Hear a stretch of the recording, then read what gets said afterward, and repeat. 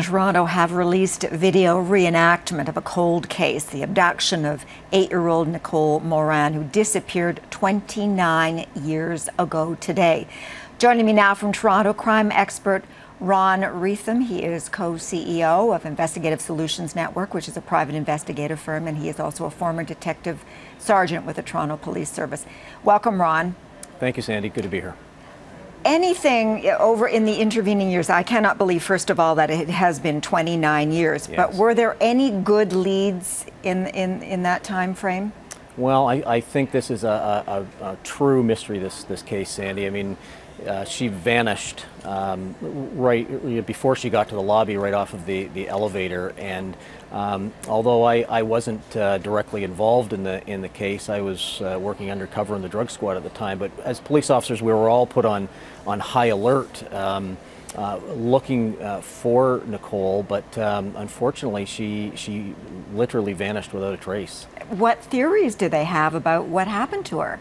Well, the fact that she didn't make it down to the lobby, Sandy, certainly indicates that perhaps she was taken right off the elevator by someone who lived in the apartment, or someone who was visiting, or someone who had access to the apartment. You know, that's a huge factor that she didn't make it down to the lobby. The timing of the reenactment, 29 years, why is it being done now? Well, we never want to give up hope that number one, the case can be solved, or that Nicole is found alive. And so, you know, there's never a bad time to do a reenactment and do an appeal to witnesses. However, it does appeal that this was an unwitnessed crime.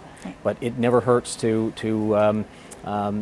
give everyone a glimpse back, and for all of us to think back on what we were doing that particular day or the days after, and is there something, some little shred that might be of value to the police at this time. Well, she'll forever in our minds be that 8-year-old girl, but she would be 37 years old if she was alive today. Yes, hard to believe. What's the likelihood of finding her alive after all these years? Well, it's not good, Sandy. I mean, Toronto police have done the right thing and called this an abduction right from the get-go, and that's really what has to have happened.